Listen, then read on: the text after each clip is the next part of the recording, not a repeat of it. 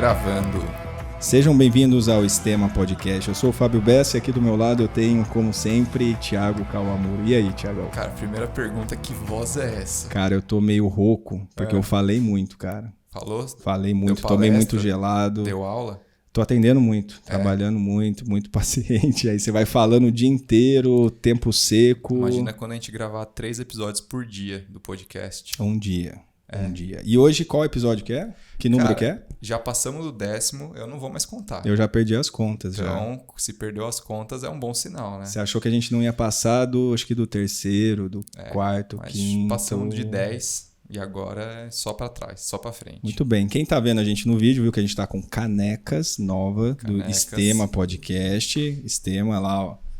E o primeiro episódio que vai ter canecas, viu? Então a nossa convidada ela é muito especial porque ela tá participando da primeira edição com canecas que daqui a pouco vão ser comercializadas na nossa todas loja. as Tô lojas brincando, do Brasil. acho que não vai não.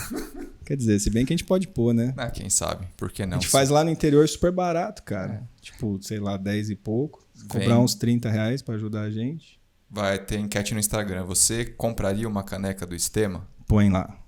E, Fabião, quem que a gente trouxe hoje? Hoje a gente trouxe Dani Brantes, que é maratonista, corredora, né? Corredora nas horas vagas. Mas eu acho que o mais legal hoje vai ser contar um pouco da parte da carreira dela.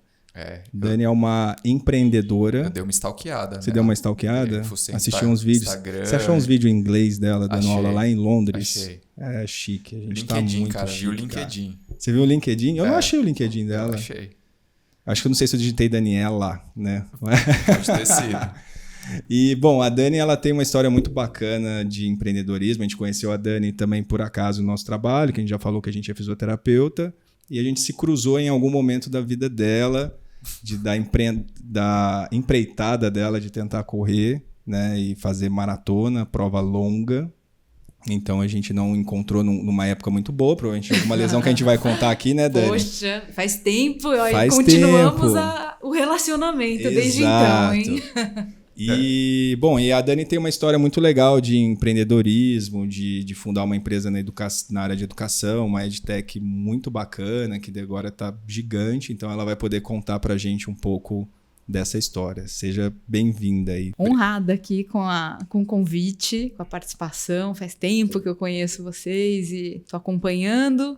E tô honrada de ter as canecas também, né? A parte mais importante, episódio especial de lançamento que ninguém do primeiro produto. Ninguém sabe o que tem dentro dessas canecas. Exato. Isso é uma incógnita. Faz uma enquete depois. Vou fazer. O que vocês acham? Mas ao final do podcast dá para inferir. Depende de como saiu o podcast, o ânimo. né? O pessoal vai descobrir, então. Tem que ouvir até o final. Aí vai descobrir. Vai descobrir, principalmente do Thiago. Não, eu sou o cara mais lúcido, mais sóbrio aqui. Sim. Bom, e Dani, normalmente a gente sempre começa o Sistema pedindo para o convidado falar um pouquinho sobre o histórico no esporte, como é que começou o interesse por esporte desde a infância. Mas no seu caso a gente vai fazer o contrário, assim, porque como você tem uma história muito legal de empreendedorismo, né, numa área muito bacana de educação, que tem um impacto gigantesco aí no Brasil, e também com a pandemia isso deve ter crescido demais esse mercado, né, de edtechs. Eu queria que você contasse um pouco da sua história assim, de empreendedorismo, quando que foi essa mudança de chave, você fez administração, curso tradicional, não sei o que você trabalhava antes, então conta um pouquinho pra gente só essa mudança de chave de sair de uma carreira, talvez, né, para uma tradicional, para criar o seu próprio negócio. Opa, conto só tudo isso. Só pouca coisa. A gente tem tempo. Bom, vai longe essa história, hein? A gente tem muito tempo. Beleza, tá ótimo. Essa história mais legal. Vou começar, acho que não dá para começar a contar, né, de empreender sem contar um pouco da minha vida mesmo, porque até um certo momento da vida da empresa é a vida do empreendedor, né? Que conta muito da sua história, de quem você é, dos seus valores.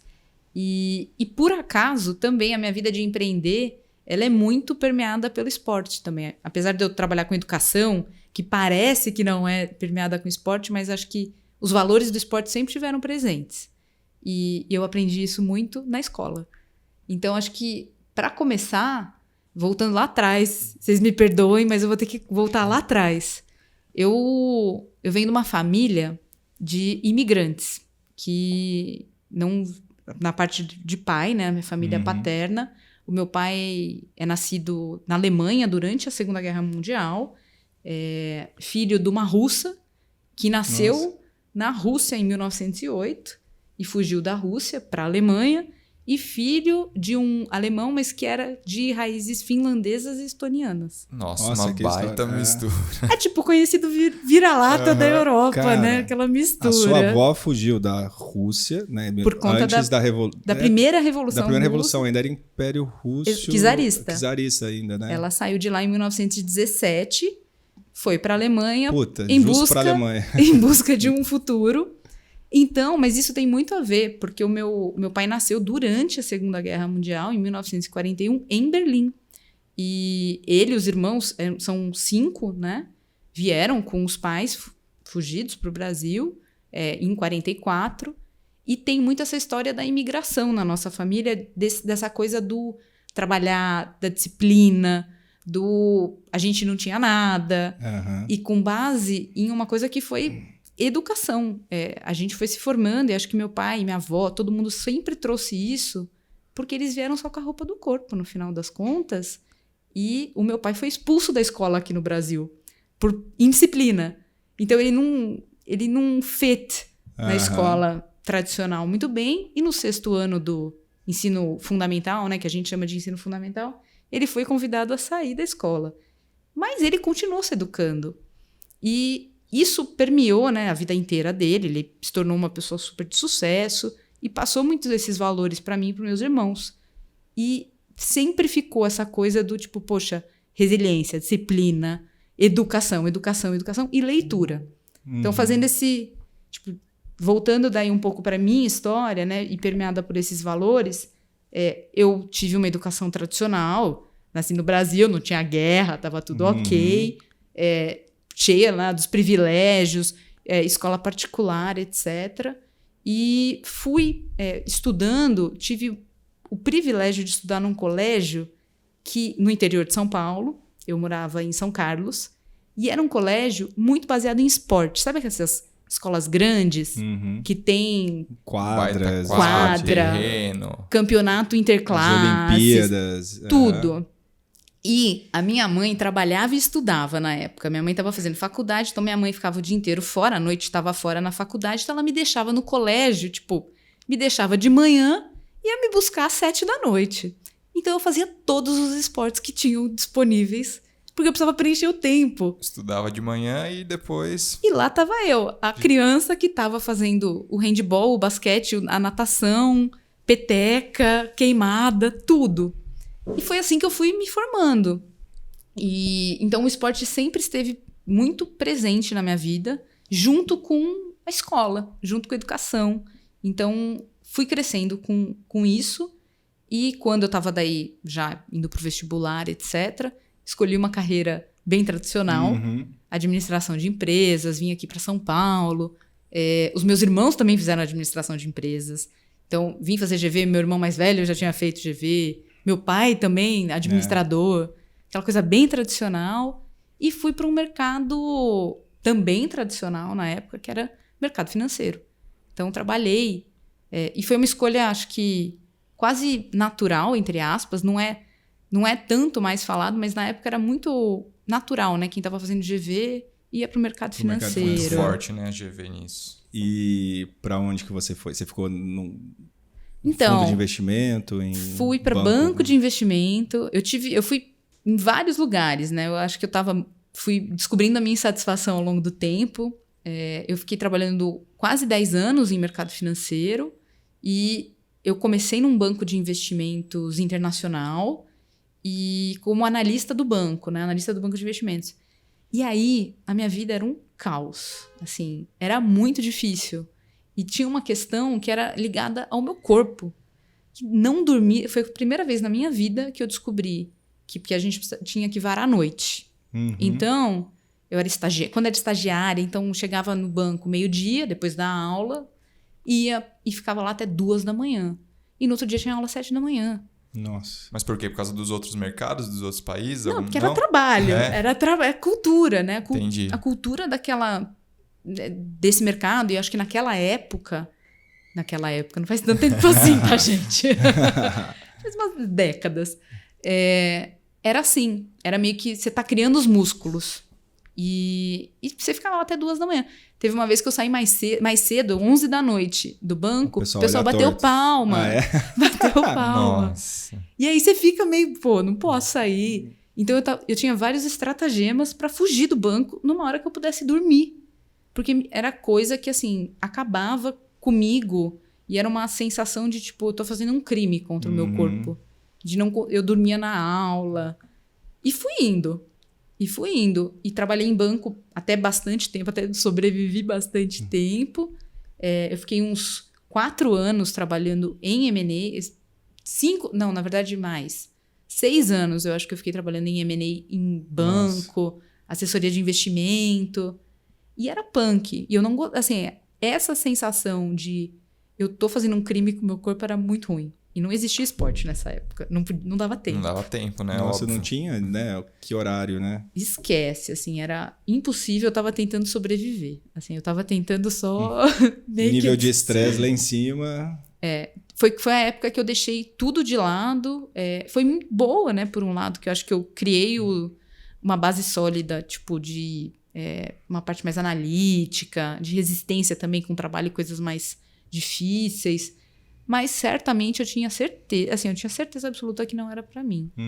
E o seu pai também é do mercado financeiro ou não? Não, o meu pai foi executivo de empresa, assim, self-made man, assim, ele se formou sozinho. E subiu até executivo. Foi de office boy até virou presidente de empresa, mas na unha, assim, sabe? Muito, muito esforço, com muita disciplina.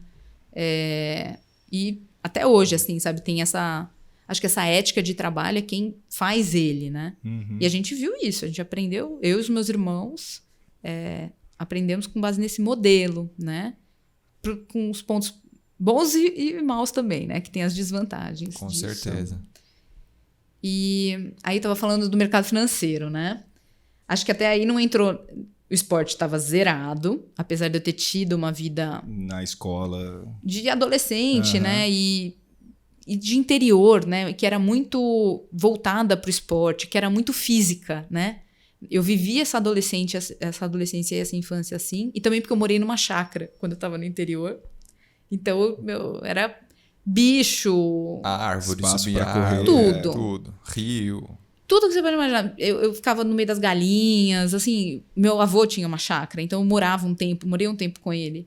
Então, essa infância de interior foi maravilhosa, com esporte, com natureza, com tudo que uma criança, assim, tipo, que a gente pensa, assim, a criança da zona urbana fala, puxa, seria o sonho. Eu tive, graças a Deus. Mas aí, quando veio para São Paulo para fazer a faculdade, então, aí aboliu tudo isso. Não, aí foi totalmente metrópole, concreto... banco. Dentro de escritório o tempo todo, sala de aula. E você sentiu essa diferença, assim, tipo, no seu corpo, na sua mente também, assim, né? De gastar essa energia, tudo, como que você se sentiu? É louco, assim, tipo, eu não sei nem avaliar, porque eu acho que eu tava tão desconectada, cabeça e corpo, tava tão desconectado, que o meu corpo era uma coisa que ia trabalhar, voltava pra casa pra dormir, tomar banho, isso era bem comum. Eu acho que hoje, eu espero que não exista mais em mercado financeiro isso, mas que a gente fazia all-nighters, que a gente passava a noite trabalhando no banco e já ficava pro outro dia. Nossa. E aí, você ficava com a mesma roupa, né? Porque aí o diretor, ele ia embora, dava tchau pra todo mundo 8 da noite e tal. Falava, tchau, boa noite. Aí um dia, um diretor chegou, tipo, 8 da manhã. Ele tinha dado tchau e eu tava lá no banco com a mesma roupa. Ele falou, olha, all-nighter, hein? Criando músculos. E eu fiquei com tanta raiva dentro de mim. Eu falei, cara, não é esse músculo que eu quero criar.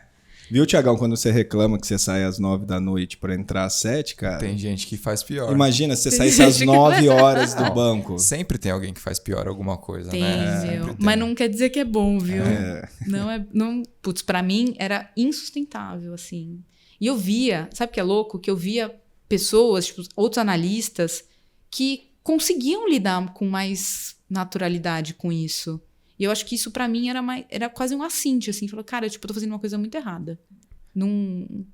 Vai de perfil de pessoa, né? Tem gente que... Não consigo. Que consegue, tem gente que não consegue, tem gente que funciona melhor manhã, tem gente que funciona melhor noite, né? Então... E eu não sou notívaga. E eu tava no lugar errado. Apesar de eu ter ficado vários anos, assim. Acho que ainda me mantive.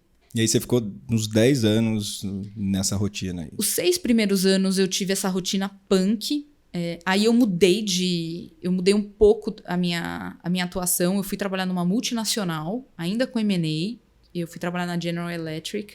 E aí era uma coisa mais multinacional, mais corporativa. Apesar de eu viajar muito, eu tinha menos de 30 anos, eu estava muito feliz porque eu estava fazendo coisas muito legais. Uhum.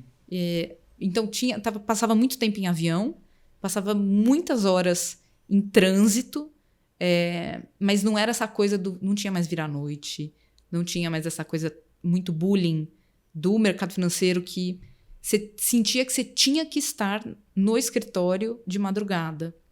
E isso passou, então já estava mais administrável. Uhum. Então aí uns 3 ou 4 anos eu passei mais, entre aspas, tranquila em termos de horários.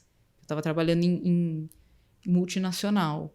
Mas ainda assim, não era... Eu sentia uma coisa dentro de mim para começar a chegar no empreendedorismo, né? Fiz essa volta inteira. Tinha uma coisa dentro de mim que me dizia que isso aqui não é. Eu estou mudando de empresa, mas a carreira está errada. Essa carreira não me satisfaz mais. E eu tinha 29 anos. E aí eu falei, cara, mas como que pode?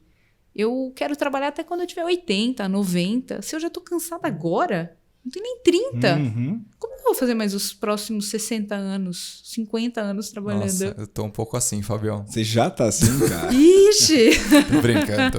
Mas a gente tem um pouco disso porque, por exemplo, a gente atende, né? Então, por exemplo, quando a gente fala, a gente trabalhou 9 horas, 10 horas, significa 10 horas com pacientes, né? Então, conversando, né? Não, fazendo... e é muito demandante a Muito. rotina de vocês. que assim, é gostoso, passa rápido, cada um é um caso diferente, você está se movimentando, então é um ambiente gostoso, mas você também às vezes pensa daqui 20 anos, 30 anos, fala, eu acho que eu não vou aguentar essa isso energia, daí. né? De trabalhar, cara, atender tipo 10 pacientes num dia, assim.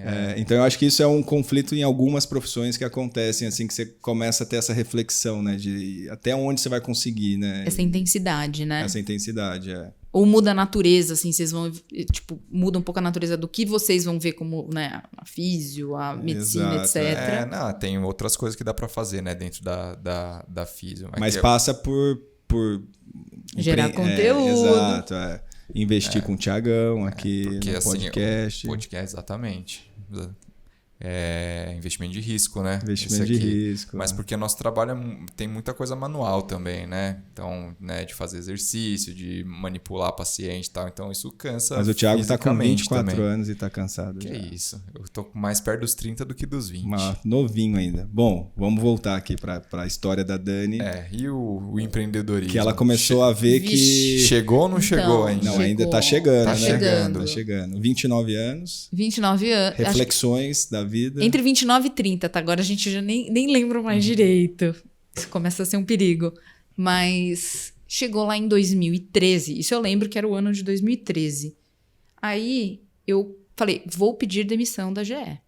E decidi. Eu não sabia o que eu ia fazer. Não passava pela minha cabeça que eu ia empreender. Eu só queria sair. Falei, essa carreira não vai dar certo. E aí, primeiro, os meus chefes na GE, porque eu tava indo bem, assim, tipo, eu ia bem. Tava, tipo, e o sistema, ele vai te empurrando, né? Se você vai bem, você tá dando resultado, todo mundo vai te empurrando. E se às vezes você fica na inércia. E aí, eu lembro que eu pedi demissão, todos os meus chefes, tinha vários chefes, porque em multinacional você tem chefes de todos os lados, né? Matricial, tal. Eles me chamavam pra sala deles, eu ficava horas. Daniela, você tem certeza? Não, olha, você quer uma licença?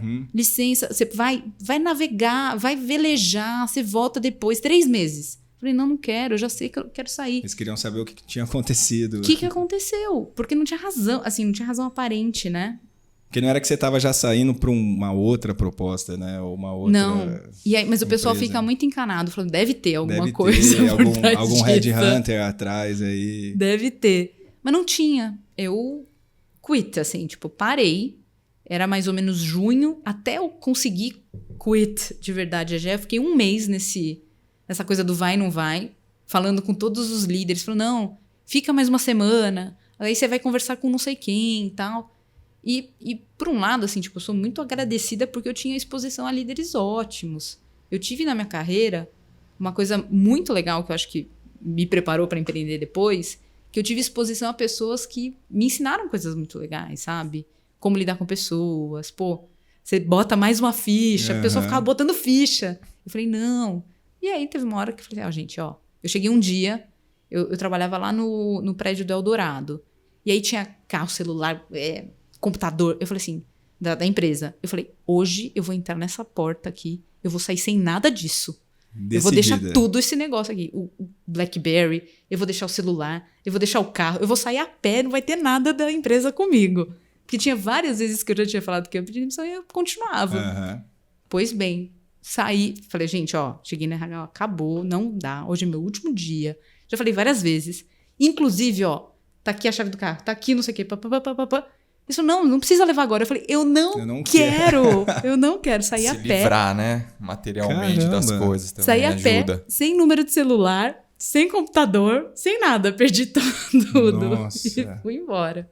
E você não sabia o que você ia fazer assim. Porque tem muita gente que começa paralelo, né? Já vai tocando alguma coisinha. Quando não sustenta duas coisas, você parou e... Deu 5 minutos em você então, 5 minutos que acho que foram, tipo...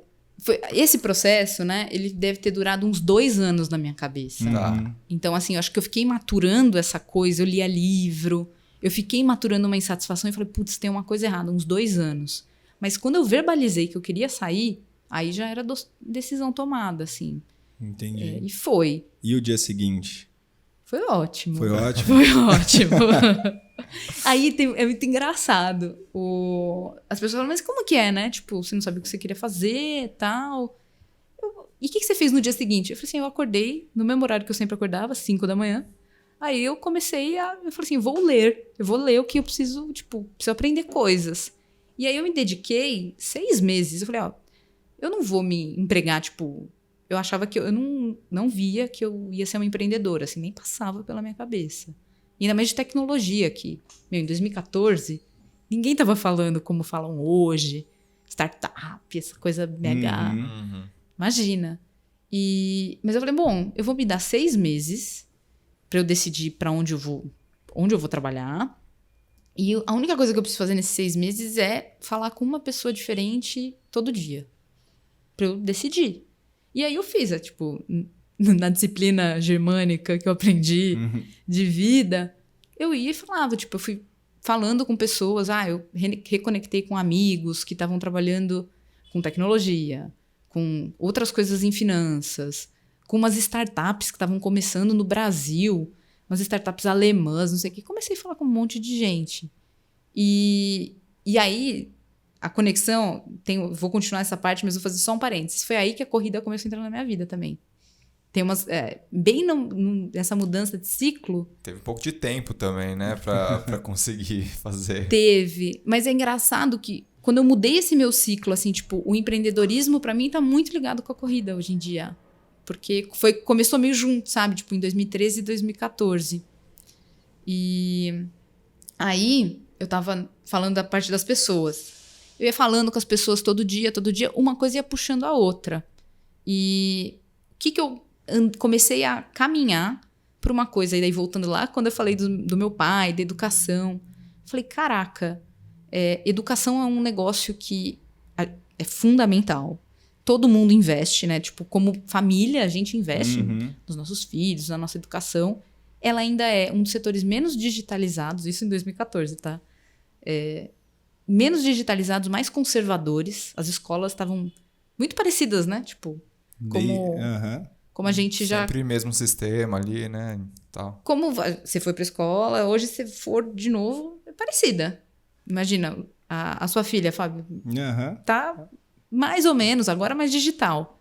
Mas se a gente olha 50, anos atrás é isso aí, desde a pós-revolução industrial, tudo, né? A escola é o mesmo formato, né? Tem os horários da aula, o professor na frente, os horários, né? O sinal que toca para o pessoal sair. É bem linha de produção, né? Todo mundo entra, aprende igual, a mesma coisa. Mesma matéria. Mesma matéria. E aí, se você não passar naquilo, você reprova, você segura o aluno ali, porque era praticamente, quer dizer, ainda é em alguns lugares, quer dizer, acho que talvez na maioria, esse formato de linha de produção, né? De colocar conhecimento.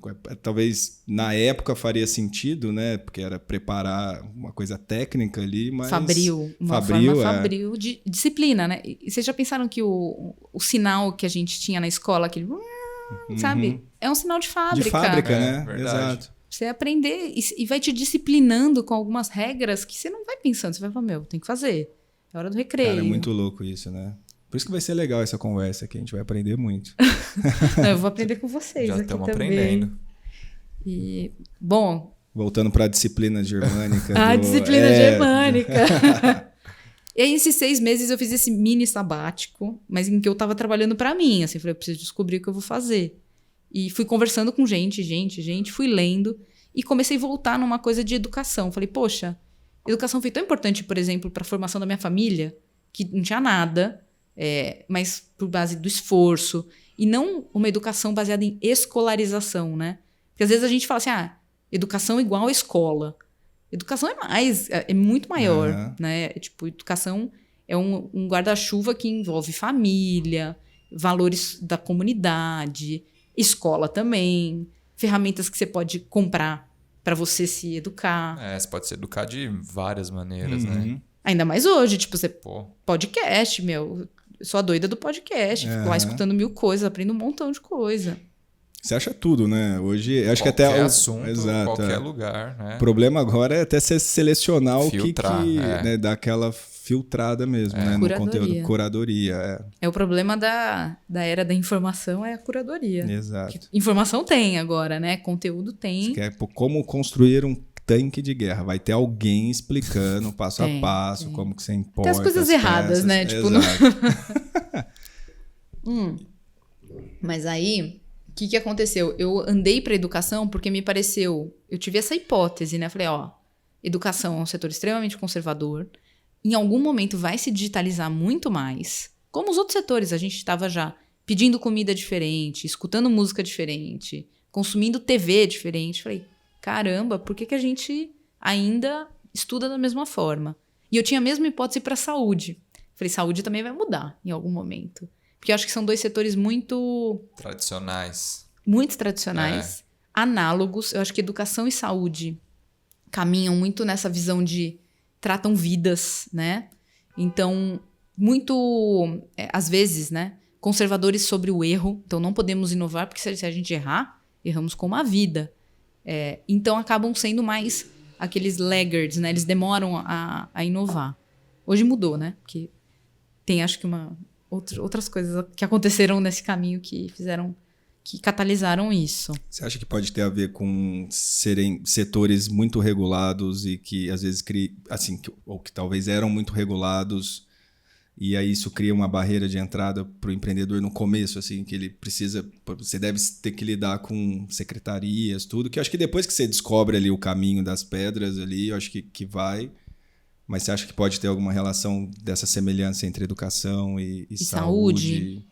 Pode sim, mas eu acho que, sabe que o primeiro obstáculo que eu encontrei foi um conservadorismo mesmo de quem está tomando a decisão de comprar, né? Entendi. Eu acho que a gente... Imagina nós, como pais, a gente não quer ser o primeiro a testar uma coisa com os nossos filhos. Falar, poxa, isso aqui...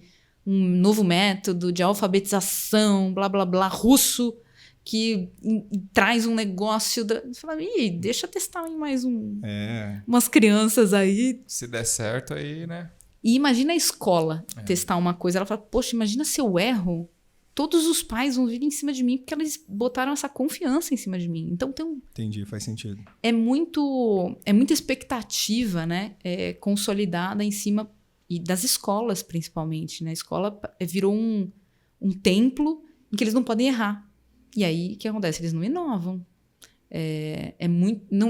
não inovavam, assim, acho que vieram coisas que mudaram isso. Mas aí eu achei que era uma hipótese minha, a educação vai mudar. Eu falei, Aí eu fui para os Estados Unidos, eu peguei um avião e fui lá, porque eu achei que os Estados Unidos estava... Eu tive uma outra hipótese, falei, acho que os Estados Unidos está um pouquinho mais avançado nisso. Aí eu peguei um avião, meti a cara e fui para Nova York e tentei entrar em umas reuniões, doida, né? Tipo, entrei nos meetups que tinham empreendedores locais lá, uns americanos falando, eles se encontravam. Sabe esses meetups que a gente... Sei, aqui tem também. Então... Você olhou, tipo, tema educação. E foi, peguei um aleatório. avião. Deu as caras lá. Peguei um avião aleatório. e fui. E aí eu virei um animal, assim, muito exótico nessas reuniões. Aí todo mundo falou, o que é essa brasileira? Eu falei, mas o que você quer? Eu falei, não, eu tô pensando em empreender em educação no Brasil. E as pessoas começaram a falar comigo nesses meetups, que achavam muito legal.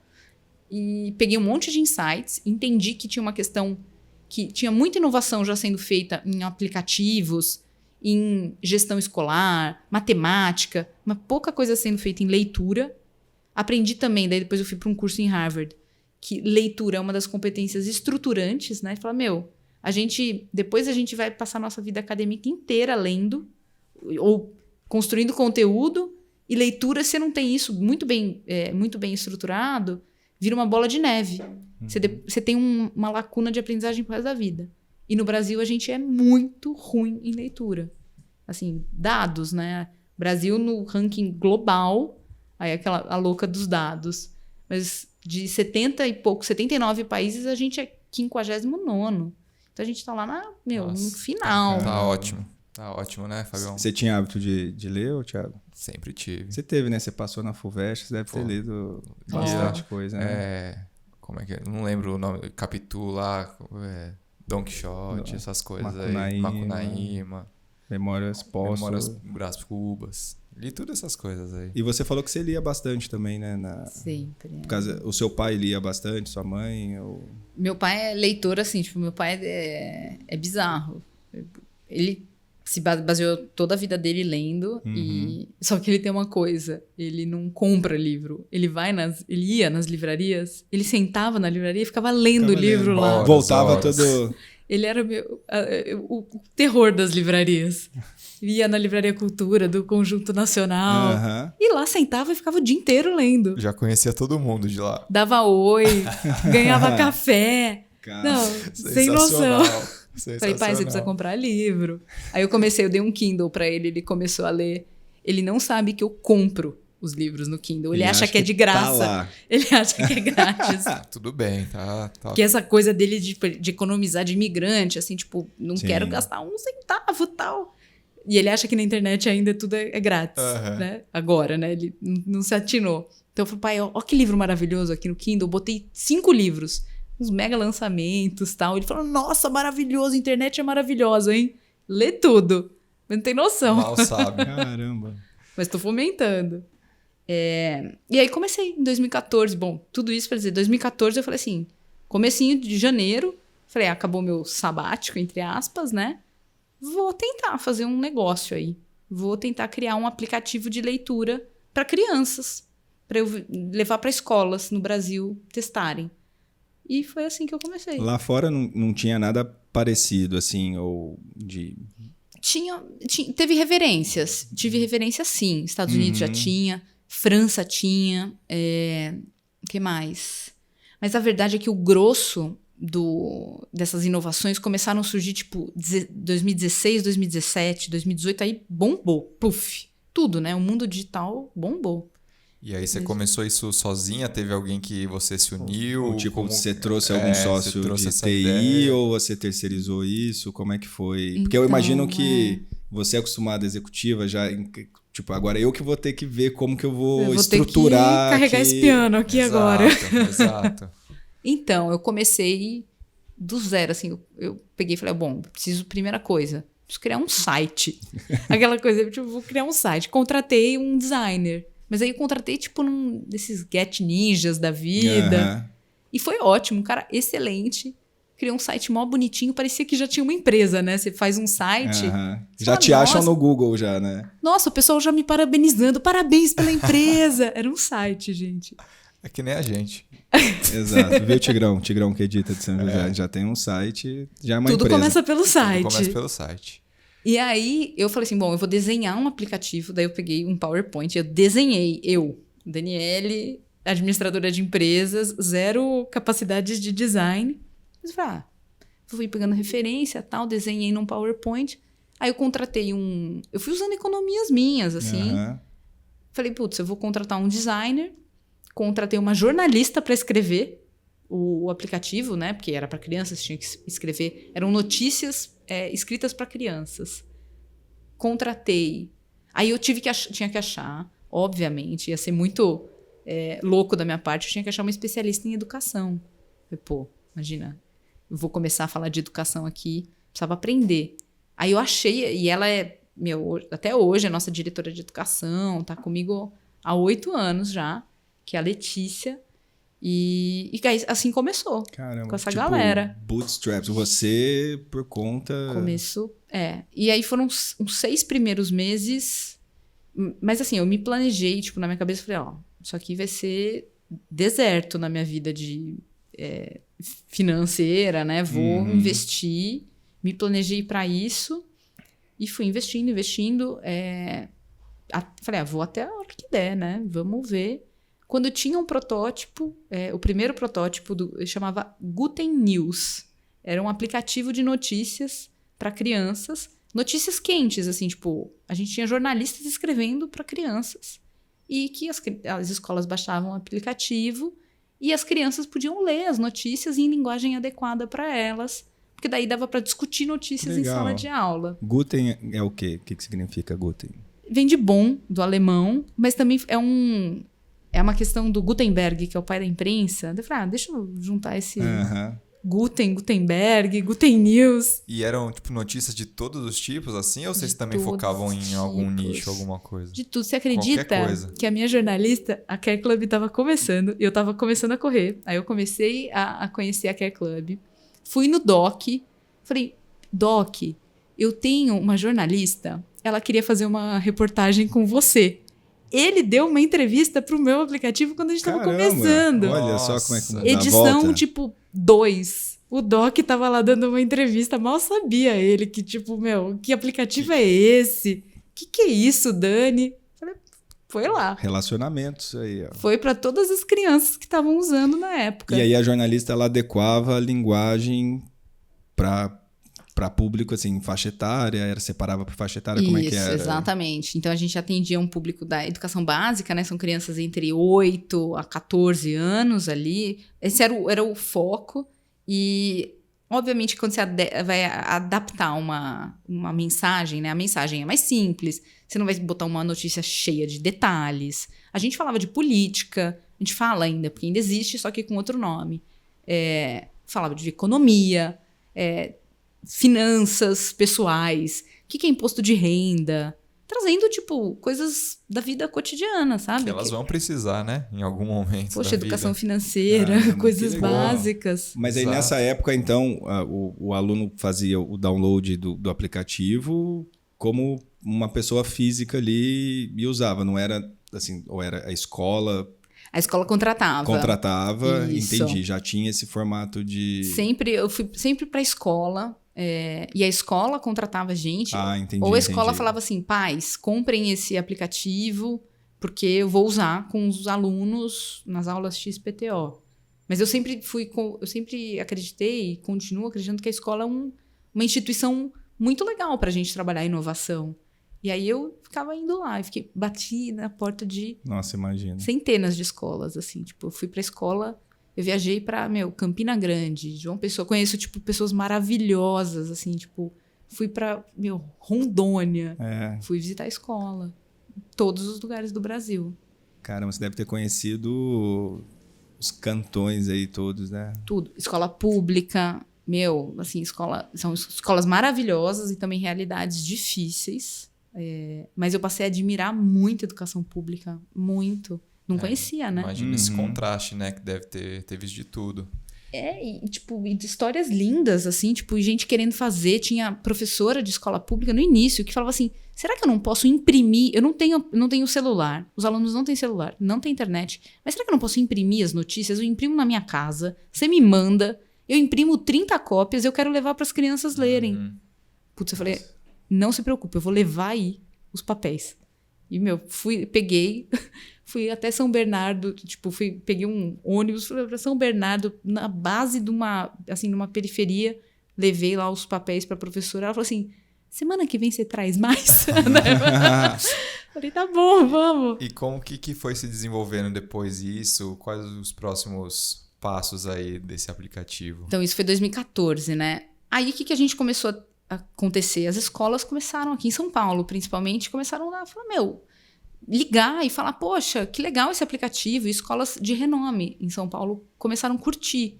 Eu levei para algumas escolas que eu estava pilotando, né? Que a gente precisa pilotar as coisas. E aí as escolas começaram a curtir. Uma escola fala com a outra e tem muito essa coisa de referência, né? Porque os pais começam a comentar. Falam, nossa, você viu aquele aplicativo Guten News? Que legal, meu filho tá adorando ler. E tem um avatar, porque a gente criou uma gamificação. Aí a criança, quanto mais lia, ela ganhava badges, curioso, investigador. Puta, que legal. Aí as crianças ficavam muito animadas. E os pais viam, meu filho tá lendo notícia. Muda o patamar, assim, tipo, da conversa na sala de jantar. E as escolas foram se falando. E aí a gente começou a expandir. Isso foi 2015, aí a gente começou a crescer, trouxe investidores, aí a gente começou a pegar um outro ritmo, né? E aí eu botei meu chapéu mais do passado, né? Do que eu aprendi no passado. Falei, cara, tem que trazer investidor, tem que trazer equipe. Aí a empresa foi estruturada mesmo, assim. Mas eu imagino que esse começo seu da vida profissional deve ter te ajudado muito, né? Porque você trabalhou no mercado financeiro, então sabia se comunicar, né? Acho que toda a dinâmica ali de fundo de investimento, como é que pede, para quem pede, até de M&A, de fusão, contrato. Então, acho que tudo isso deve ter te ajudado bastante. Eu não sabia quando eu estava fazendo, que eu estava sofrendo lá no banco de investimento, mas estava me ajudando, assim, para criar essa base. E até para você poder ter esse período, né? Poder se bancar e conseguir fazer paralelamente esse projeto, né? Começar a alavancar esse projeto. E poder me dedicar, porque eu acho que essa é a dificuldade de empreender, né? Porque às vezes a gente não consegue se dedicar 100%. Falar, putz, eu preciso ainda manter... Você vai fazendo 5 coisas ao mesmo tempo. E eu consegui, assim, tipo, nesse ano, eu falei, poxa, vai ser full time nisso. Até ter alguma coisa para, dar o pontapé mais forte. E aí, quando você trouxe investidor e expandiu, assim, também imagino, para maior número de escolas, mudou o produto em si ou continuou com notícias? Como é que foi? Foi mudando o produto digital, ele é vivo, né? Eu falo isso. Hoje em dia eu lidero a área de produto da Árvore, que é o nosso novo nome. Mas todo dia a gente tem equipe mexendo em pedaços dele, assim, e são times enormes, né? E hoje, né? Mas antes eram times pequenos, mas que continuavam mexendo, melhorando o conteúdo, trazendo os novos conteúdos, vendo como estavam os dados de uso. Então, o digital é muito legal por causa disso. Fala, putz, isso aqui não está dando certo. Qual a notícia que as crianças mais gostam? E a gente foi crescendo nesse sentido. Expandindo cidades, né? Daí, chegando em outras cidades. Eu descobri, falei, caramba, a região Norte e Nordeste é super inovadora em educação. O Nordeste tem um hub de escolas muito, assim, de excelência, maravilhosas. E estavam muito ávidas por inovação. Aí eu comecei a viajar. Falei, vamos, bora. Ceará, Bahia, Pernambuco. Fui que fui. Que legal. Eu acho que no Rio Grande do Norte que tem, sabe, o Miguel Nicoleles. Sei. É um neurocientista conhecidíssimo, da Duke University. E ele pesquisa bastante, acho que o pessoal que está ouvindo da área da saúde, aquela interface cérebro-máquina, né? E eles tinham um piloto no Rio Grande do Norte de escola também, para começar a ensinar ciência desde da infância, assim. E eles estavam tendo resultados. Exato, estavam tendo resultados incríveis. Eu acho que é o quê? Sobral também, né? Sobral é experiência. maravilhoso. É um município de referência em educação no Brasil. Inclusive, eles estão usando árvore agora todo, assim, tipo... É mesmo? Que O legal. município inteiro, assim. Então, a gente ficou tão feliz. E falou, pô, Sobral adotou a árvore, estão lendo pra caramba. Que legal. Então, putz, Então conta um pouquinho da árvore. Você puxou do assunto da árvore, já acho que a gente pulou alguns anos aí, né? Então, Guten crescendo... Isso. E aí, putz, aí 2014, 15, 16. Gente, isso tem... A gente dá o fast forward, mas os anos foram décadas, assim, sabe? Vocês sabem como que é. Árduos. Poxa, então, cada semana, assim, era como se fosse uma década de coisa. Às vezes acontecia, tipo, mudava a concepção da empresa inteira. E daí chegou em 2019, ó, daí andou bem, hein? Uf, andei. Em 2019, eu tinha um competidor meu, uma outra empresa que tinha nascido em 2014, competidor entre aspas, mas também era um aplicativo de leitura para escolas. E aí, eu tinha conhecido o fundador, que chama João, e a gente virava e mexia, se esbarrava em evento, ou era apoiado pelos investidores similares. E um dia a gente estava num evento em 2019, eu sentei do lado dele e falei, João, ao invés da gente competir, por que a gente não se junta? Aí eu acho que meu chapéu é de M&A, sabe? Ele falou, pô, pode fazer sentido, vamos conversar? Aí a gente começou a conversar. Isso foi 2018, fim de 2018. Conversamos. Chegou em 2019, a gente resolveu juntar as empresas. E aí formou-se o que é hoje a Árvore, com 2 produtos. O dele e o meu, né, que chamava Guten News, passou a virar Árvore Atualidades. E a gente tem Árvore Livros, que é basicamente, vou fazer uma analogia, um Netflix de livros para escolas. Então, a gente tem os 2 produtos e temos uma empresa juntos. Ele, então, virou meu sócio. Que bacana. E, pô, 2019 aí veio uma pandemia no meio disso tudo. E ninguém imaginava. Não tinha isso no radar, não, viu? Vocês estavam planejando alguma coisa e imagino eu que, assim, vocês também se fortificaram no meio da pandemia por já estar no digital, né? Com essa questão de aplicativo. Como que foi isso? Não, daí já era... Bom, primeiro que a gente já partiu daí de uma base maior, né? Em 2019 a gente já estava com a empresa maior. Eu nem me lembro mais assim, quantas escolas que a gente tinha na época, que eram parceiras. Mas aí, quando começou a pandemia, e não sei se vocês lembram, assim, tipo, mas ninguém sabia o que fazer. Uhum. A gente não sabia o que fazer. Você não sabia se ia durar 1 mês, se era 2 meses, 3 meses. Era pânico, né? E imagina a escola. Os alunos não podiam ir para a escola. E a escola tinha que continuar dando aula. E a escola, grande parte das escolas não tinha ainda se digitalizado. Então, a transformação digital que a gente fala de todo mundo, as empresas estão passando pela transformação digital. A transformação digital para as escolas teve que fazer assim, ó, pá, foi rápida. E aí, quem estava, né? Quem eram os prestadores de serviços, fornecedores, os aplicativos que já forneciam para as escolas, foram chamados, né? Tipo, pô, o educador, o diretor ligava pro amigo dele da outra escola e falou, como que vocês estão resolvendo essa questão? Ah, não, ó, é a Árvore. E aí a gente teve, assim, uma demanda bem grande. E também das secretarias públicas, né? O ensino público era totalmente, ou 95%, 99% presencial. E ele teve que se tornar 100% remoto. Então, a gente expandiu. Foi durante a pandemia que a gente chegou em 2 milhões de alunos. 2 milhões de alunos usando. 2 milhões de alunos usando e lendo na Árvore. Sensacional. Animal, Nossa. Parabéns, gente, hein? E vocês estão em todos os estados? Todos os estados. Tem escola usando? São mais ou menos 3.500 escolas. Tem bastante de ensino público, então escolas públicas, o que pra gente é, assim... É muita felicidade, porque é a missão que a gente sempre falou, poxa, a gente vai conseguir chegar na escola pública. E estamos conseguindo provar um modelo de negócio sustentável. E é isso, assim, tipo, eu acho que são todos os estados. O Brasil é muito grande. Eu acho que são todos os estados. E é sempre a partir da escola, continua nesse formato, sempre a partir da se escola. Você tentar baixar o aplicativo, você consegue, mas você não consegue acessar. Entendi. É um modelo com a escola. E a corrida? Olha, Cara, cadê? Já tinha esquecido já da corrida. Eu tava correndo Né? esse meio tempo.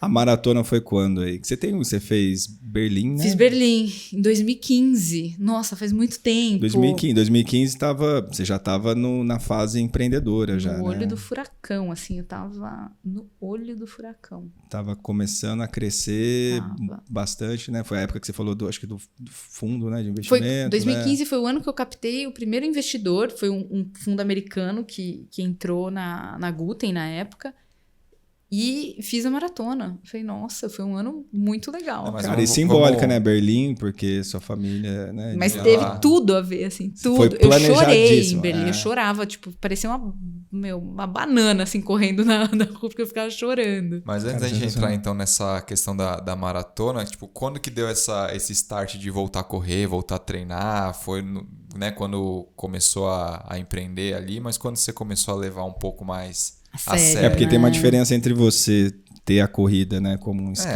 fazer uma ali e saúde. falar, não, vou pôr uma meta ambiciosa ali, né?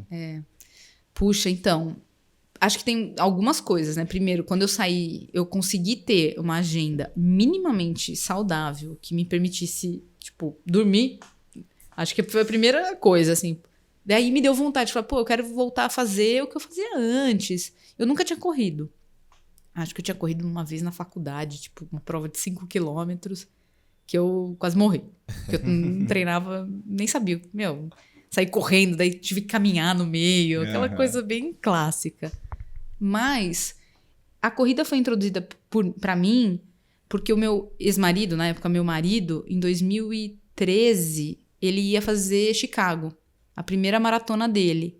Ele ia acompanhar a irmã e tal. E aí eu acompanhei o processo.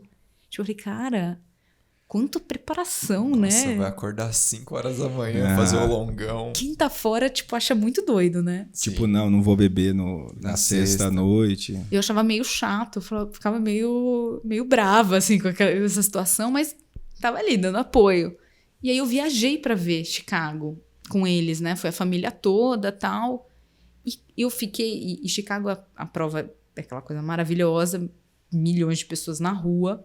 E é uma prova, né? Uma maratona que dá pra você ir ver em vários pontos. Porque ela não é reta, assim, tipo, que chega de um ponto até o outro. Ela fica dando umas voltas, é meio um caracol ali na cidade. E aí, eu vi em vários pontos. Então, eu fiquei andando pela maratona, assim, tipo, eu cruzava as ruas pra chegar no outro ponto, pra encontrar e dar tchau. E eu fiquei, assim, apaixonada porque é aquele povo. Porque eu ficava olhando todo mundo ali correndo. Eu falei, gente, isso é muito legal. Eu quero fazer isso. Não, aquele dia, foi assim, um dia que eu fiquei tão feliz de olhar. Eu falei, nossa, essas pessoas... Gente chorando, gente com aquelas camisetas, tipo, para minha filha, Uhum. para não sei quem. E eu falei, cara, isso aqui é muito legal, eu queria estar ali, sabe? Tipo, eu queria estar dentro dessa rua ali, correndo. E aí, acho que eu me dei conta, eu comecei a correr depois disso. Foi quando entrou, assim, na minha vida. E começou... Aí voltou pro Brasil, aí... Aí eu comecei a fazer bobagem, correr sozinha. É isso que eu ia perguntar. Aí você Clássico. começou sozinha... Aí me machuquei, fui me resgatar na care. Aham. Comecei primeiro teimosa, aquela coisa. Você acha, pra que precisa de um treinador? A ignorância pura, né? Aham. E aí comecei a correr na esteira, na academia, porque eu fazia academia. E rapidamente eu tive uma canelite. E aí fui me tratar, foi quando eu conheci o Renan, o Cássio, o Doc. Eles falaram, não, você tá correndo meio esquisito, você parece que tá pulando, vamos dar um jeito nisso. E foi aí que começou a história com a corrida um pouco mais estruturada. Daí eu falei, pô, preciso de um treinador, né? Pô, preciso ter uma agenda de preparação física, né? Tipo, não é só correr. Tem que preparar para correr. Acompanhamento, né? Aham. Um processo. Porque antes, pra mim, eu tinha uma coisa que eu achava que academia era esporte. Uhum. E aí, você pensa assim, mas se eu tô correndo, eu já tô fazendo esporte, então eu não preciso fazer academia. Aí você descobre que não, academia é preparação física para o esporte, né? Então, foi uma mudança. E aí pegou o treinador, e aí quando que você decidiu fazer a inscrição mesmo pra maratona e Uma fazer loucura, tudo? né? Aquelas coisas, você não sabe, daí tinha aquele sorteio de Berlim, aí eu, botei lá. Aí tinha mais pessoas, daí eu já tava correndo na assessoria, o pessoal, vamos botar no sorteio e tal. Assim, muita gente botou, eu botei também lá no e-mail e eu fui sorteada. Você viu sorteada, você viu ali... O resto da galera não foi e você foi. Não, daí a galera comprando, né? Porque tem que comprar depois. Eu fui sorteada, eu falei, caraca, agora eu tenho que treinar. Caramba! Tem que treinar pra isso. Isso foi quando? 2015? 2015 foi. E fiz assim, tipo, felizaça, meio machucada, porque, tipo, foi tudo uma coisa muito doida, né? Nunca tinha feito uma meia maratona, eu nunca tinha corrido, nem, sei lá, acho que eu comecei, não tinha corrido mais de 10 quilômetros até 2015, assim. E aí já foi pra maratona, já. Aí fomos. Aquele famoso Beleza. o que não fazer, né? O que não fazer, mas aí... Mas deu certo. A gente sempre dá um jeitinho, né? Dá um jeito. E aí a compra. gente descobre a Care Club, daí já deu Dá uma deu sobrevida ali. certo. Deu. E deu. depois de Berlim, teve mais alguma? Como Eu que continuei, assim, daí corrida entrou na minha vida, assim, tipo, fato, amei. E eu Aliás, continuei. como foi a prova? Como você se sentiu durante a prova? Maravilhosa, assim, foi a prova perfeita pra mim, assim. O dia tava... Sabe quando o pessoal fala, não choveu, tava ruim. Tava, meu, céu azul, temperatura perfeita, tudo deu certo pra mim, tudo. Eu, sei lá, dei uma quebrada ali no meio, porque eu fiquei muito empolgada. Uhum. Achei que eu tava arrasando. Falei, nossa, isso aqui tá fácil. Você acha, né? Você tá descansado. Mas aí foi, assim, você passa por aqueles bairros cheios de gente. Pra mim, a experiência emocional é importante, sabe? Sim. Então, pô, passou lá num bairro que tava uma galera, tipo, uns velhinhos que estavam, assim, em cadeira de rodas. Eles estavam lá, tipo, batendo palma. Comecei a chorar. Aí já estraga toda a estratégia, né? A aí hidratação. Aí você vai tomar o gel, já cai o gel. Mas foi tudo bem, deu tudo certo. Cheguei... As fotos da minha chegada são muito engraçadas. Assim, parece que eu tô vendo Jesus, assim. Que eu chego e eu tava tão cansada, destruída. E eu tô meio chorando também, emocionada. E aí tem uma foto que tem o portão de Brandemburgo, né? Assim... E parece que eu vi Jesus, assim, uma coisa muito Manda louca. essa foto pra gente, que o Thiago, A gente nosso vai postar nas diretor redes. de mídias, vai postar. Dá um pouco de medo, assim, quando vê. É uma coisa meio... A gente põe um filtro. Hoje em dia tem os filtro. filtros. Dá pra melhorar, Dá pra colocar um filtro, E aí, como é que deu sequência nisso, nos treinos? Puxa, continuei. Aí botei essa coisa na minha cabeça que gosto de fazer mais longa distância, porque é gostoso, né? Você fala, nossa, vou fazer o longo na USP. Vira a sua vida, né? Virou minha vida. E aí comecei meia maratona, então meia maratona virou um negócio que todo ano, fazendo, tipo, algumas. Tentei fazer algumas maratonas, ainda tô arranhando, assim, tipo, tô quase pra voltar. Esse ano foi quase, mas não voltei. A pandemia deu uma impactada aí ou não? Eu parei de treinar durante a pandemia 2 meses, assim, que eu não corri, porque como a gente não sabia o que estava acontecendo, etc. Aí teve uma hora que falei, poxa, acho que isso não vai acabar rápido. Vou voltar a treinar sozinha na rua, de madrugada. O Ibirapuera tava fechado. Mas fui. E aí voltei, assim. Então, parei 2 meses e de volta. Mas o esporte, eu não parei, tipo, bicicleta, que eu tenho um rolo em casa. Quando abriu piscina, voltei piscina. Eu não sou triatleta, tipo, não sei porquê, assim, ainda, mas... Não deu vontade ainda de fazer eu ainda tô encanada na corrida. Ainda tô fazendo. Mas tá correndo. Agora não, né? Agora eu estou em reabilitação, porque eu tive meu... Tratamento. Eu tava treinando para Chicago e me machuquei nos finalmente ali. Falei, foi quase. Ano que vem tô de volta. Daí eu volto. Muito bom, muito legal. História aí da maratonista, empreendedora. E você tá, depois assim, ó, de terminar o tratamento aí do quadril, o que você tá pensando de maratona, esporte? né? Maratona. Vamos lá, Ironman. Não. Por que você não pega, por exemplo, um 70 meio Iron, 70.3, né? Já que tá andando, gente, pedalando. não dá tempo na vida, tudo isso. Ainda. Vai dar tempo um dia. Não. Mas agora lá com o Nelson, com o meu treinador, estamos focados na volta às pistas. Fabião vai fazer uma maratona, né, Fabião? Não, cara, não sempre, todo episódio, depois você deve ter ouvido sabendo alguns que lá. vai rolar cara, um... é desafio de Vai rolar. Ironman, de maratona. Mas vocês dois, né? Mas principalmente o Fábio. Por que principalmente o Por Fábio? quê? Mas é uma dupla. Não, você sabe a história da meia de Buenos Aires? Cara, do de Fábio? novo isso, cara. É. De novo essa Você não história. sabe. A gente Prometeu já e não contou fez? nos 3 episódios. Eita. Não, ele foi pra Argentina, estava lá na largada, E aí? não largou. Mas o que aconteceu? Mentira. Long short story. Era 2016, era o ano de defesa do doutorado. Eu não treinei, só que eu tinha inscrito. Eu treinava com o Marcos Paulo, aí tinha aquela coisa, eu reservei o hotel deles lá, que todo mundo ia ficar.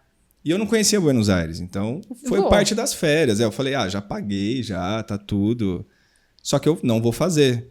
Então eu fiquei no mesmo hotel que meus pacientes ficaram, eu encontrava eles no café da Esse manhã. cara mais conhecido lá de Buenos Cara, Aires. eu tinha lá em Palermo, na rua que a gente ficou, tinha um monte de restaurantezinho, todo mundo barzinho, amarelinho, todo mundo Fábio, direitinho. Fábio, tudo bem? E eu bebendo vinho, comendo carne, tomando... Você não vai fazer a prova, não? Eu falei, não vou. Só que assim, todo mundo foi... Então, essa história... Levantando a sua energia ali. Exato. Não, só que essa história que eu fui lá e não fiz, ela é Ela é verdade, mas já aumentaram de uma tal maneira Você que não eu já chegou não na ia fazer. Você não chegou na largada. Não, eu nem fui pegar o kit. eu nem fui pegar o kit. Ah, mas entendi. a gente Cara, aumenta, domingo mas de não domingo de manhã, que era o dia da prova, eu lembro que eu acordei em Buenos Aires, estava cinza o tempo, frio, chovendo. Eu falou, falei, que bom que eu não vou graças fazer. a Deus, eu tô aqui no hotel, quentinho e tal. Vou daqui a pouco Boa levantar, sorte comer um pra doce de galera. leite. Mas é isso. Mas eu vou fazer uma maratona ano que vem. Você vai? Vou fazer. Bora. Vou fazer. Cara, a gente ia Vai ter fazer. maratona. A gente sentou, Fabinho Ferreira, vamos citar aqui. A gente pagou uma parmegiana na esquina da Quer do Ibira, ali na Padoca. Foi uma reunião, falamos, vamos fazer uma maratona 2020. A gente tinha acabado de fazer 2019, eu e o Thiago, a gente tem... Meia. Põe a foto junto, nossa. A gente correu Põe. junto, track and field.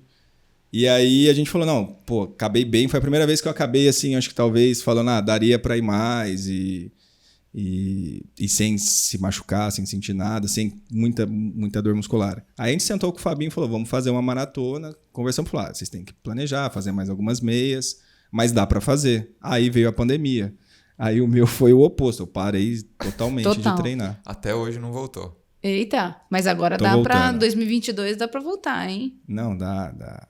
Mas agora uma pergunta que eu sempre tive. Físio se machuca? Machuca. Machuca. Machuca. O problema é que assim, a gente... Quer dizer, tem um lado bom e um lado ruim, né? Assim, quer dizer, eu acho que os dois lados são bons, né? Assim, a gente se trata o tempo todo, então a gente... A gente sabe o que fazer e A gente que hora trabalha num fazer. ambiente que Concorrência desleal, essa. Exato. É. E quando a gente começa a sentir, a gente já começa, deve ser aquilo, deve ser... Não dá umas noias? Tipo, tô correndo, tô sentindo um negócio. Dá, Dá, mas ao mesmo tempo, assim, você tem toda a estrutura. Você trabalha num parque de diversão para quem gosta disso, né? Então, você tem tudo ali à disposição. Os médicos são amigos seus, então, o nutricionista. Então, você vai conversando com todo mundo e vai te ajustando.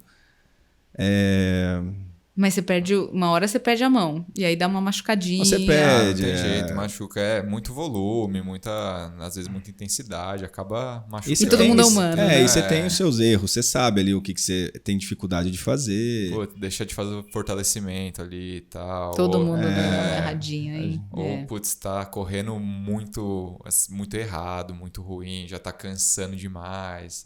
Acontece, não tem jeito. Bom, indo para os finalmentes agora, Dani. A gente sempre pergunta no final, assim, para o convidado indicar alguns livros, alguma dica de... Enfim, pode ser série, pode ser livro que você acha que é interessante para o pessoal, até da tua área, assim, sobre Corrida, educação, o sobre quê? esporte. O que você quiser. Eita, tem vários. Pode tipo, pôr umas- vários. Cita aí. Pode pôr vários. Cita aí uns 5, 3, 5, 10. Eu sou mais leitora do que... Eu não sou uma boa espectadora de série. Eu assisto, mas eu durmo. Eu tenho uma... Entendi. É um sonífero. Meu, é impressionante, assim. E eu, cada vez mais, eu falo assim, eu vou assistir coisas muito curtas, né? Porque daí eu consigo começar e terminar. Eu tô chegando no limite de assistir 15 minutos de uma coisa e eu tenho que voltar. Então, tem episódios de 30 minutos que eu Você demoro já- 2, 3 dias pra acabar. Então, Mas para ler, você não dorme com livro. putz, eu Normalmente adoro. E pego... Assim, sei lá, acho que é parte do que eu faço. E Aham. acho que é sintoma e é causa e efeito também, Sim. né? Do que eu faço. E antes de você falar dos livros, você tem hoje uma rotina, tipo, meio padrãozinho de ler todo dia? Ou... Meu, eu tinha, no começo, em 2020, eu tava muito mais... Como aconteceu esse negócio de home office, eu ganhei tempo que eu parei de viajar.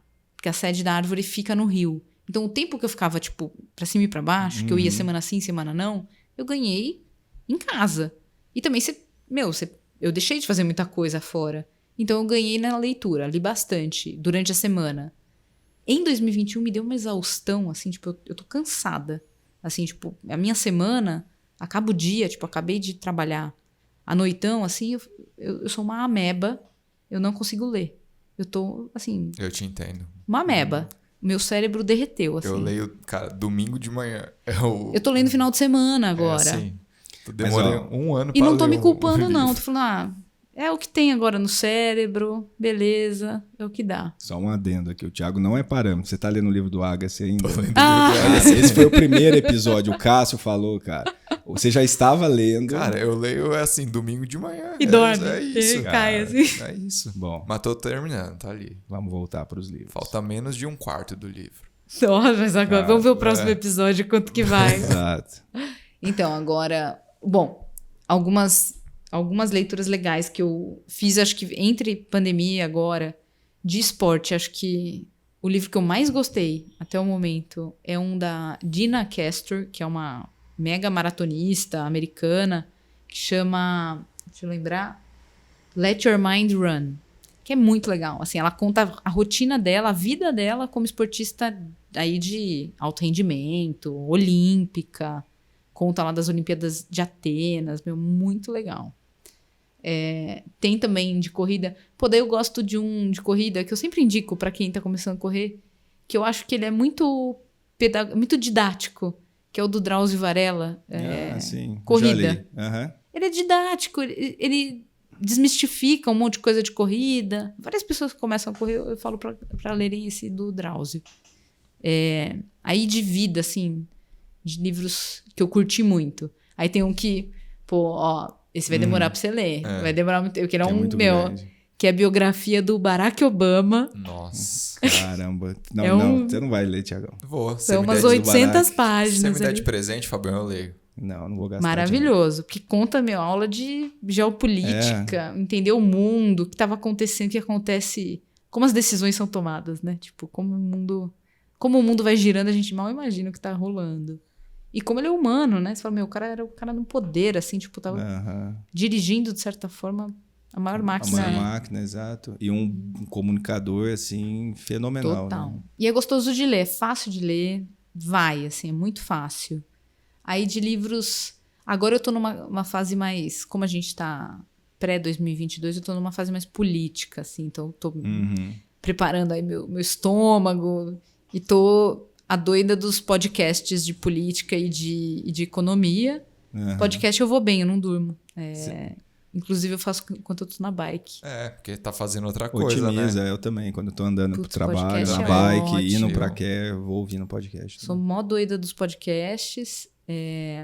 Eu tô lendo algumas coisas de política também, mas aí umas coisas muito geek, assim. Acho que nem indico, que as pessoas nem iam gostar. Conta aí, às vezes tem uns... Não, eu peguei uns livros... Aí. Eu peguei uns livros, porque eu acho que tem umas questões de política que às vezes a gente fala muito, a gente lê notícia e tem uns conceitos que às vezes a gente não aprendeu mesmo, sabe? Na escola, não teve aula de sociologia e tal. E eu lembro quando eu fazia GV, teve uma professora que falou, se vocês querem aprender a ler notícia de política e tal, vocês têm que ter o dicionário de política. Tem um dicionário de política, tipo, que 2 volumes, ele tem tipo 2.000 páginas. Nossa. Caramba. Mas ele traz todos os conceitos, assim, tipo... Esse final de semana eu tava lendo de liberdade. Falei, a gente fala de liberdade... Aí vai falando todos os vieses, todos os ângulos. Assim, quem não se interessa não vai querer, assim, ler. De quem que é? Alguém organizou? É um organizador, são 3 caras. Um chama Norberto Bobbio. É super conhecido, assim, tipo, nos meios... Eu acho, tá? É da professora que indicou quando eu tava lá na GV, tá? E eu tinha esse livro, eu comprei. Eu sempre comprei livro, gostava de ter. Então, falei, bacana. Vou começar a ler isso pré-2022. Se preparar. Não, pra eu poder, sei lá, se eu for opinar, pra opinar, criar uma opinião com mais... Mas você sabe que eu tenho ali atrás, ó, tem A Ciência da Política, do Adriano Jantur, que eu acho que ele é professor do IBMEC, de legal. BH. Ele também é meio que um glossáriozão, assim. Esse Factfulness é muito legal. Ele é muito bom, cara. Ele foi traduzido agora. Eu comprei... Antes de ser traduzido, eu tenho uma prima que mora em Nova York, eu comprei, trouxe... E ele, acho que foi o livro que eu mais rabisquei, assim. É muito bom. Ele é Esse é um dos sensacional. melhores que eu li. Esse o é um do dos Hans melhores que eu li. Rosling. Aquele do Steven Pinker, do lado do Novo Iluminismo, é a mesma linha dele, Esse eu não assim. li. É sensacional. Mas ele até usa a referência do Hans Rosling também. E ele é bem, assim, tem um bate-papo, ele é mais otimista, né? Assim, em relação ao progresso, porque ele olha num recorte muito longo, né? Tem um bate-papo, por exemplo, dele com o... que escreveu Sapiens lá, o Harari. O Harari, que aí, tipo, ele é um pouco mais, entre aspas, pessimista com a evolução. O Pinker, que é professor de Harvard, ele é mais otimista, né? Só que os dois são muito bons. E aí é estranho porque os dois são antagônicos, mas você ouve o Harari falar, você fala, cara, é isso. Aí você ouve o Pinker, não, é isso. Então é um debate tão bom. E eles com argumentos, gente, mas é isso que E os dois se falta, respeitando, assim, e até se concordando em várias coisas, sabe? Tem um podcast, você digitar assim, sei lá, Pinker e Harari no... Amanhã? Você vai achar um debate de umas 2-3 horas dos dois. É bem, bem bacana. Mas é isso que eu acho, sabe? Que a gente, hoje em dia, né? A gente trabalha na superficialidade, né? Porque tem muito conteúdo, a gente vai pegando, não sei o quê, e a gente vai criando opiniões, né? Mas quando você vê pessoas fundamentadas, né? O cara que estuda muito, de um espectro ao outro, né? De um lado ao outro, você fala, cara, mas o que ele tá falando faz sentido. Faz sentido. Aí o outro fala assim, peraí, isso aqui também tem que pensar. Então eu tô me colocando nos pontos até de ler... e ouvir coisas que eu não faria, que eu não leria normalmente, porque eu quero ver esses outros pontos de vista super fundamentados, os caras que estudam mesmo, assim, sabe? Não os que falam dos que estudam, que acho que tem muito, mas tentando me aprofundar mais, entender qual que é o conceito que estão falando, né? Eu não entendo nada. E para poder ter uma opinião minha, que eu acho que hoje a gente fica muito refém, né? De quem tem uma opinião sobre o que é de fato o fato. Então, adoro esses debates. Perdão. Adoro esses debates. Acho que é o que a gente vai precisar aí pro ano que vem. Legal. Então, esse livro deve estar te ajudando, esse glossário aí. Putz, então, eu tô com essa meta aí que eu quero ver os verbetes mais importantes. Tô digerindo aí. Bem geek, assim. Tipo, eu passo o meu sábado, assim, fico... adoro essas coisas. Eu sou geek, gente. Eu sou nerd de carteirinha. E aí ele fala de alguns autores, né? Porque ele vai trazendo as referências dos autores. Fala, então eu tava lendo sobre liberdade. E daí depois eu fui ler sobre revolução. Aí foi falar, tem um autor aqui que eu quero ler. Aí você vai lá e busca ele. Já vou lá. Vira um ciclo sem fim. Vai acumulando livros. Acumulando livros. E você compra mais físico hoje? Ou você falou que você deu o Kindle pro seu pai? Dei o Kindle pro meu pai. E você usa Kindle também ou não? Não, só quando eu emprestei o meu, eu falei pra ele que eu emprestei pra ele, mas é dele, né, já. E eu não me dei bem com o Kindle especificamente, não sei porquê, assim, usabilidade, alguma questão. Eu leio no aplicativo da Árvore, então a gente tem livro, então eu leio lá, mas eu compro livro físico também. E não sei, eu acho que tem algumas coisas assim, porque eu também quero fomentar, né, a indústria editorial, acho que a gente precisa pagar por alguns conteúdos importantes. Daí eu tô lá. Óbvio que a gente no digital também tá pagando. Mas também para fomentar o impresso. E eu gosto mesmo, sabe? Tipo, ter um livrinho, cheirar um livrinho. Rabiscar. Total. Muito bom. Isso aí. Mais alguma pergunta, Fabião? Acho que não. Mais alguma indicação? Já falei vários aqui. Já tem leitura... temos leitura até... Eu tenho para 5 anos 2025, já. hein? Um por ano. Pô, Tiagão... Não, eu sou, cara. Quando será que a gente vai acabar? Vamos Sabe o que a gente pode fazer? Faz uma resenha. Exato, uma resenha. Vamos marcar uma resenha. Ó, tem compromisso. Que aí a gente faz, sei lá, a cada 20 episódios, eu e você senta, Discute pega um um livro. livro do indicado por alguém que a gente trouxe, e conversa, e faz um bate-papo. Cara, uma ideia muito legal, mas eu vou me comprometer a fazer a maratona, mas... Cara, olha só, olha. cara. Eu sou difícil pra ler, cara. Audiobook. Então, vou te falar que audiobook pode te ajudar. Pode ser uma estratégia boa. Enquanto você tá treinando pra maratona. Verdade. Verdade. Pode ser. Muito bom. Bom, acho que é isso. Alguma mensagem aí, Dani, para deixar pro pessoal que você queira falar? Sigam a Leia na Leia Árvore. na Árvore, gente. A árvore. Pais quem quiser conhecer. que têm filhos em idade escolar, leiam na Árvore. Na árvore. Peçam Se o na colégio sua do escola. seu filho não tem árvore ainda, Fala com a diretora lá. manda um e-mail lá pra árvore. Leitura, gente. Tamo aí.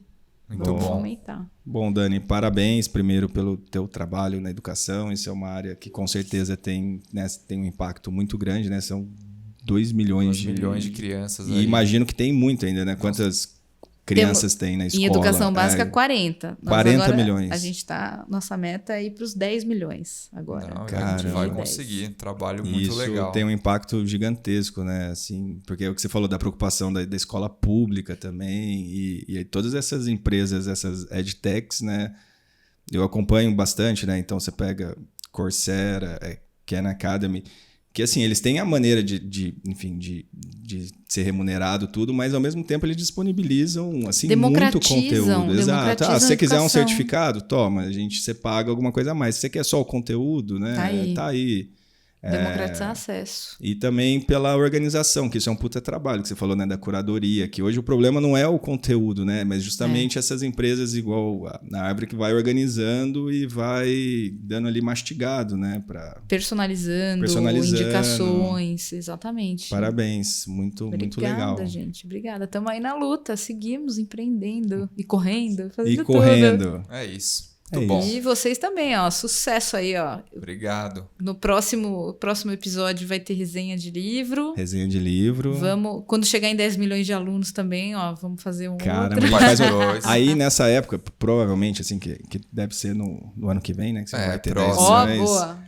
Aí a gente já vai ter um estúdio, já vai ter um investidor, já vai ter grupo atrás da gente. Fala, não vai vamos acabar fazer. A pilha no meio do isso, podcast. é isso. Aí todo mundo que deu crédito pra gente agora aqui, a gente vai chamar de novo e vai regravar. Exatamente, vamos nessa. Eu tenho um cliente, é um fundador de uma escola, só pra última anedota, assim.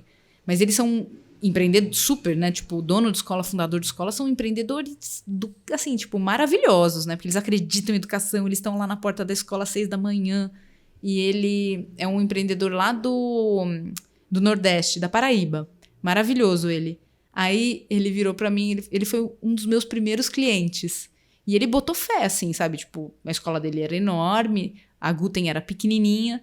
E aí depois, quando a gente cresceu, tal, virou árvore, ele falou, Daniele, eu quero que você lembre que eu sou uma escola fundadora da sua empresa. Sou seu parceiro. E assim, eu já falo que ele é nossa escola fundadora. Uma das escolas que acreditaram. No começo. É tipo parceiraço mesmo. Então é quase sócio. Que bacana. É isso, muito bom. Então, pessoal, também não deixem de seguir a gente nas redes sociais. No Instagram, @StemaPodcast. Aqui no Spotify, segue a gente também, em qualquer plataforma que você estiver ouvindo. No YouTube, Cortes do Estema, que a gente coloca cortes, tem os links para os livros que a gente também vai colocar, que todo mundo indica, da Amazon. Quem quiser ler os livros e comprar os livros. É isso, né, Fabião? É isso. Então, até semana que vem. Valeu. Valeu.